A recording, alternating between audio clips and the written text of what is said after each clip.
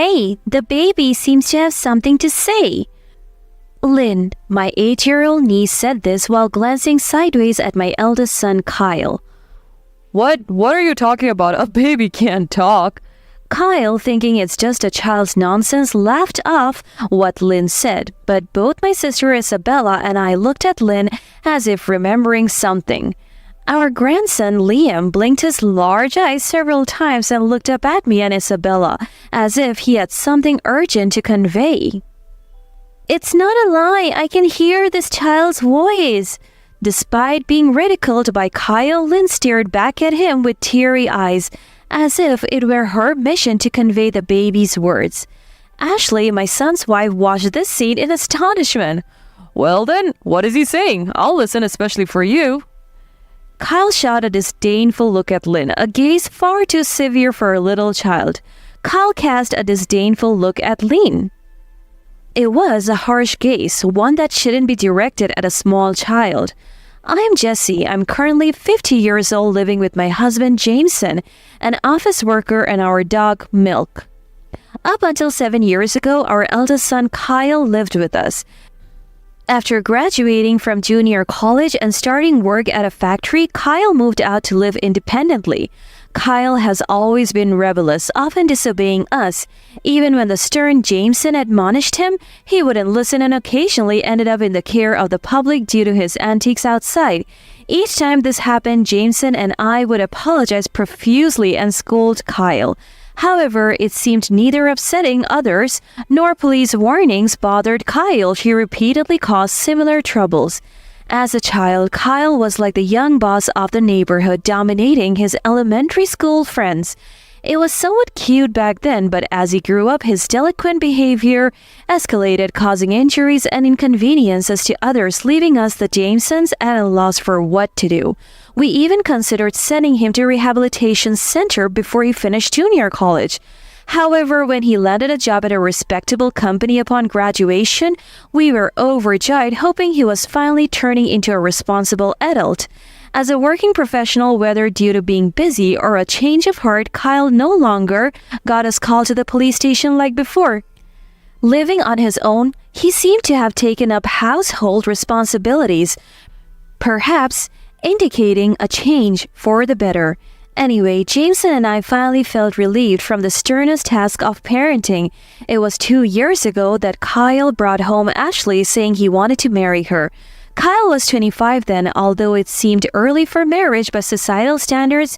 We who never expected the once wayward Kyle to settle down properly were ecstatic about his announcement. This is Ashley, the woman I'm marrying. Picked her up around town. I was a bit concerned about Kyle referring to his future wife as this dude, but I didn't point it out since his poor choice of words wasn't new. Nice to meet you, Ashley. Ashley, the woman Kyle brought home, was slender, beautiful, had a modest demeanor that showed respect for Kyle, almost the epitome of a wife. I'm Kyle's mom, Jessie. Nice to meet you. Pleased to meet you too. Ashley greeted us quietly and reservedly. I wondered what Ashley saw in Kyle, but maybe he had impressive qualities that he didn't show us. We're planning to get married next month. Kyle reported this in a casual tone. His usual confidence didn't prompt any particular concern from Jameson or me. If they had decided together, there was no need for us to interfere. By the way, the other day at work, Kyle quickly wrapped up the marriage announcement and started talking casually about his work. Most of it was him bragging about how he had saved the day at work or taking the blame for a subordinate's mistake. While we listened half-heartedly, Ashley nodded along solemnly to Kyle's stories. I could see why Kyle was smitten with someone who listened so attentively. It was impressive how Ashley didn't tire of listening to Kyle's endless self-praise rather than discussing her own matters. Ultimately, Kyle's marriage announcement ended up being mostly about him talking about himself. While Kyle was in the restroom, I couldn't help but ask Ashley how she was holding up. Are you okay, Ashley? He talks about himself a lot, doesn't he? No, I'm used to it. It's fine. Really. Ashley gestured as if to reassure me, indicating it was no big deal. If you ever need anything, just let me know. We're family now. Thank you very much. I noticed tears welling up in the polite Ashley's eyes, which surprised me. Oh, sorry. Just some dust, she said, wiping the corner of her eye. Perhaps she was experiencing some post-wedding blues. I remembered feeling overwhelmed when I first met my in-laws to announce my marriage. That day, I watched Ashley leave our house with a sense of nostalgia. To think Kyle would end up with such a wonderful wife, I can finally breathe easy. Indeed, it's been a long journey, but well done to us both. Jameson and I celebrated our shared memory of parenting Kyle, and we enjoyed some fine wine that night. We got a bit more tipsy than usual and headed to bed early. 2 years have passed since Kyle and Ashley got married, and earlier this year, they welcomed a baby boy. His name is Liam. And from the photos, he looks like a strong baby with features resembling Ashley's. However, Jameson and I haven't met Liam yet. Whenever I contact Kyle about meeting him, I've been really busy lately. Ashley doesn't want us to, so please stop asking. He was reluctant to agree. Initially, we hesitated to visit right after Ashley gave birth, thinking it would be too much for her, but even after several months, we received no affirmative response from Kyle. Finally, Jameson and I couldn't wait any longer and decided to visit their home secretly. It was a bright Sunday afternoon. Hello? Kyle and Ashley lived in a rental apartment located about a 40-minute drive from our house in a somewhat secluded area. When I rang the doorbell, Ashley opened the door. Jesse and Jameson, what brings you here? Ashley, whom we hadn't seen in a while, looked somewhat frightened upon seeing us. She looked thinner than before. Perhaps gaunt would be more accurate description. Sorry for the sudden visit. We just really want to see Liam's face. We couldn't wait any longer. Is it okay now? Yes. Please come in. We hesitantly asked, thinking it might be a busy time for her, but surprisingly, Ashley let us in easily. As soon as we entered the house, we noticed the smell of cigarette smoke. Jameson frowned. I was also shocked to smell tobacco in a house with a baby. However, without mentioning it, I proceeded further into the room. Finding Liam asleep in the crib in the living room, both Jameson and I smiled. He stirred slightly but continued sleeping. He's adorable. Thank you. Ashley's tired face brightened into a slight smile. Is Kyle not around today? Yes, he's out with friends. Oh dear, leaving you and Liam behind? It's usual for him. Her response hinted at Kyle's habit of going out on his days off. I wondered if this was a regular occurrence. Is Kyle helping with the parenting? I noticed the smell of cigarette smoke earlier. Is that from Kyle? Ashley didn't answer. She just looked down. Her silence spoke volumes, and I felt a deep sadness. That's terrible. I'll talk to him, tell him to be more supportive. Please don't. I was taken aback by her clear refusal.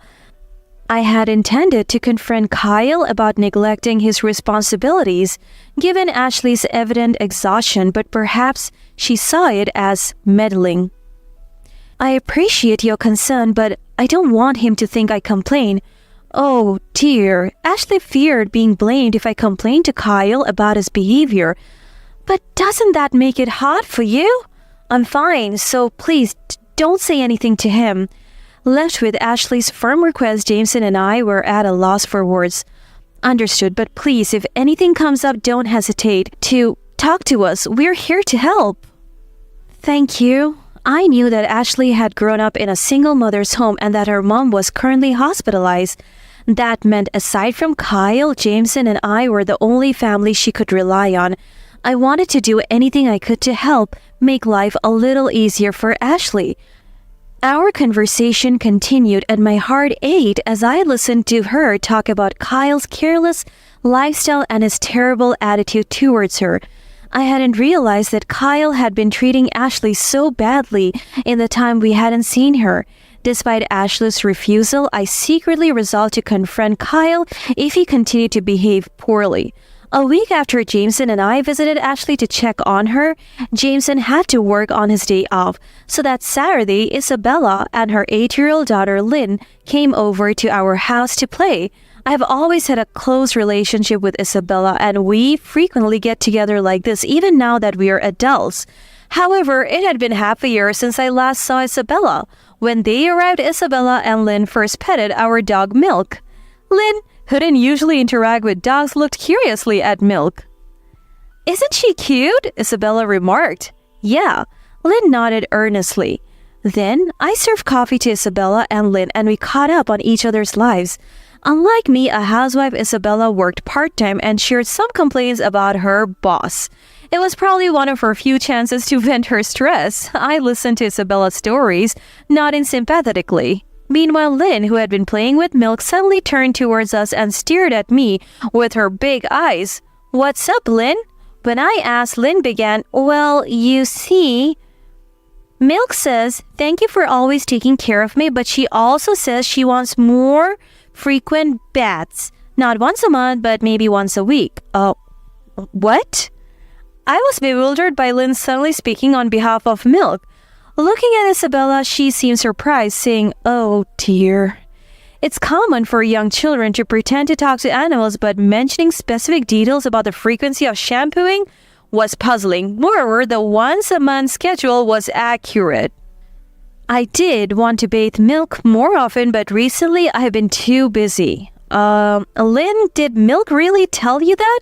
Yes, she looked like she wanted to talk, so I asked her. At first, I thought Lynn was either lying or imagining things. But then Isabella said, this isn't the first time something like this has happened. I was shocked when she started to explain. Once, despite the weather forecast predicting a sunny day, she insisted that a storm was coming and that we should stay home. We didn't have any plans, so we stayed in. Sure enough, as Lynn predicted, the weather turned foul, with signs flying around outside. We were glad we didn't go out. That's incredible. There's more. She found my lost car keys immediately, and like now, she talks to dogs during walks. No one believes us, but I know she has some extraordinary ability. Isabella said this while patting Lynn's head. If what Isabella said was true, then I too believe that Lynn might have some unique ability.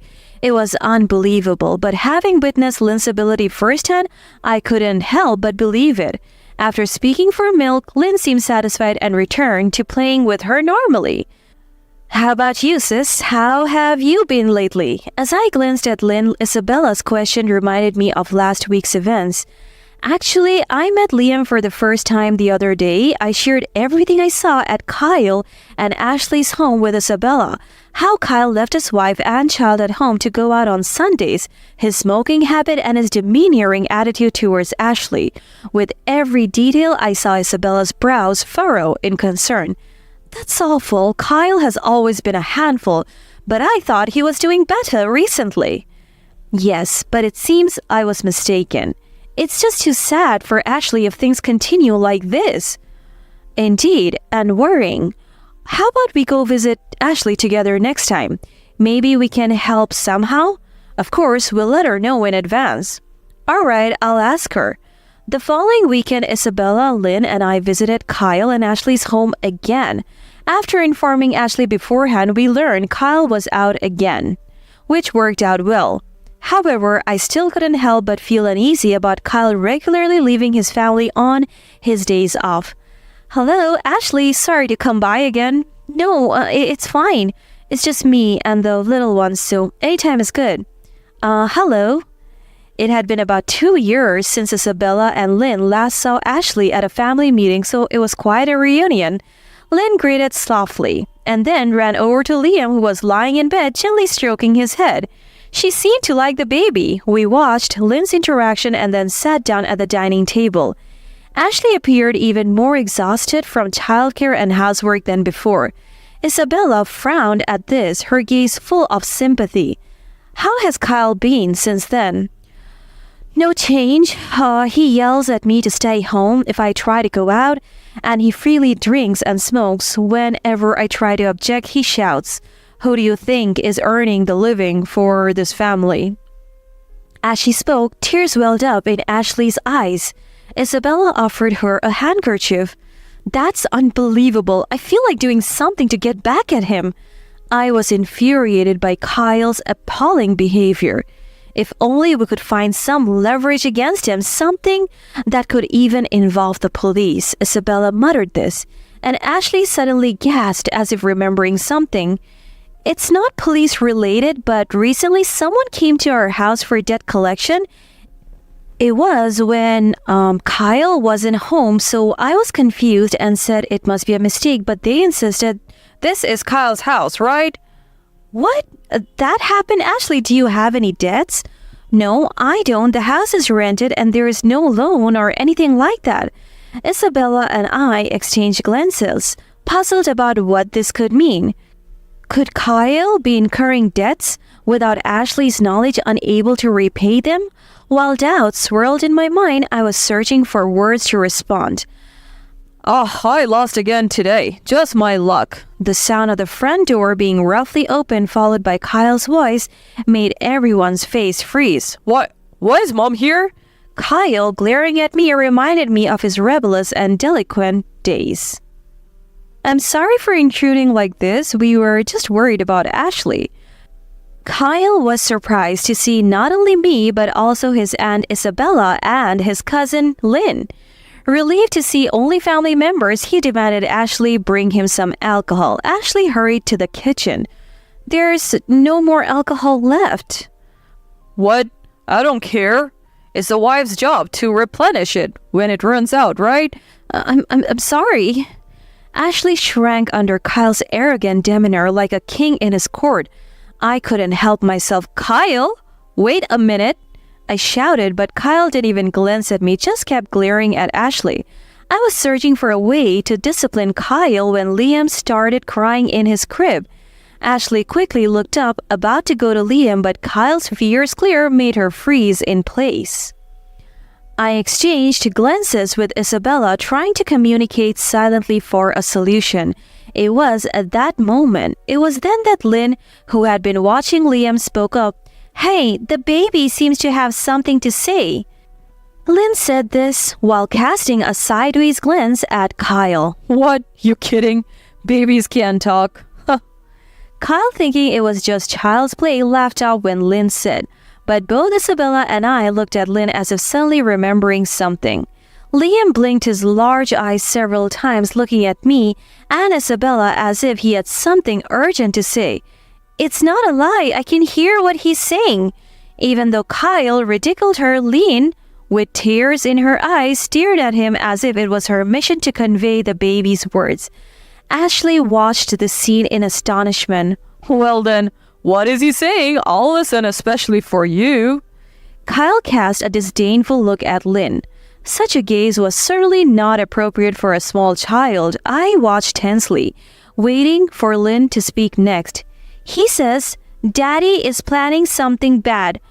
Mommy, don't be fooled. At Lynn's words, Kyle's shoulders slightly shook for a moment. Ashley looked shocked. Isabella and I quickly realized that Lynn was about to demonstrate her mysterious ability. Lynn, what do you mean? I urged Lynn to tell us more in detail. Lynn paused with an then continued. He says, Daddy writes secrets in a notebook and always hides it behind the bookshelf. Also, I love Mommy. Daddy is scary. And he's crying. After saying this, Lynn scanned the room and then ran over to the bookshelf at the end of the living room. Ashley shivered upon hearing Lynn's words. Lynn pulled out about 3 books from the shelf and seemed to find a small notebook hidden behind them, which she handed to Isabella. This is it. Kyle's face turned pale upon seeing the small notebook. Lynn handed over. Isabella, observing Kyle and Ashley's reactions, opened the notebook. This is a life insurance policy.